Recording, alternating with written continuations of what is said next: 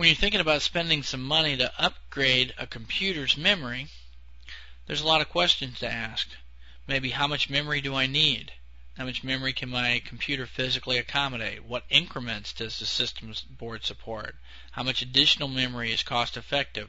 What kind of memory fits into the system board? And what memory is compatible with the memory that I already have installed?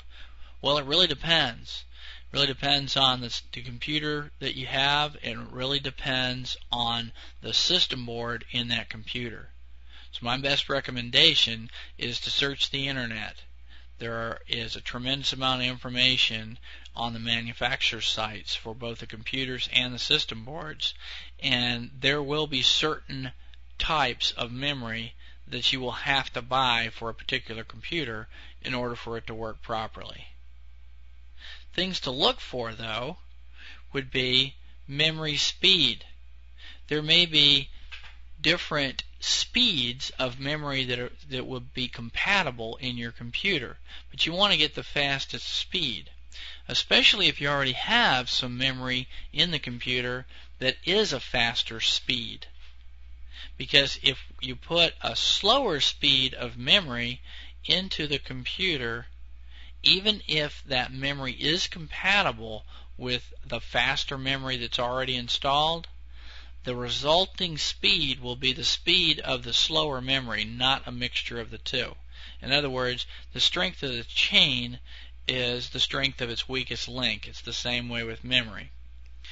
You also don't want to mix tin and gold leads. There's a reaction that happens when we mix tin and gold leads, and it can cause the metal to corrode.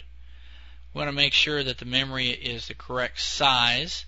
Not only that it's the correct size that will fit into the board, but also that it's the correct size so that it will fit around the other pieces. Sometimes memory goes under something, and everything can be right about a memory module except that it stands just a little bit too high. Don't ever try to force anything into a computer. Everything ought to fit pretty easily.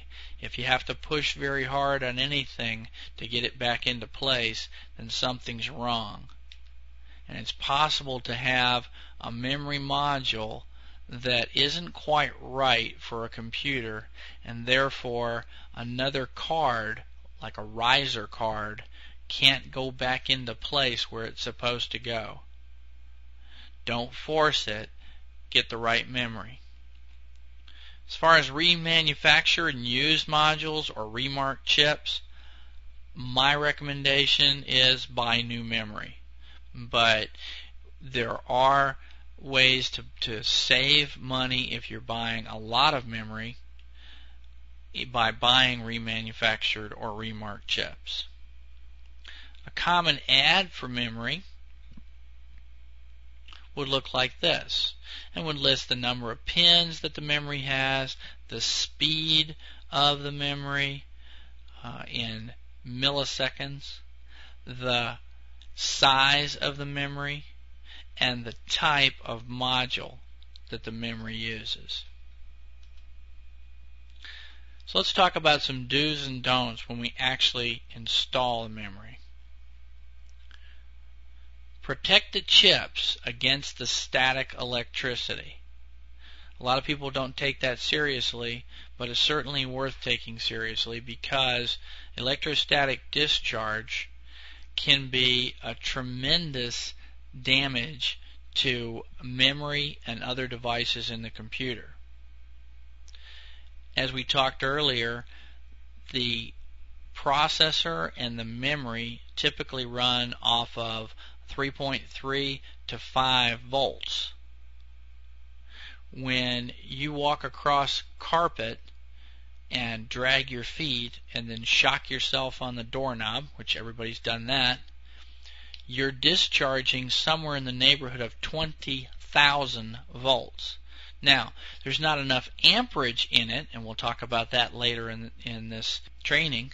There's not enough amperage in it in order to hurt anybody, but there's enough amperage in it to fry a memory chip quite easily. So protect chips against static electricity. and we'll talk more about static electricity when we talk about electricity. Use a ground bracelet. It's not a bad idea to use a ground bracelet whenever you get inside a computer. At least ground yourself to the computer case.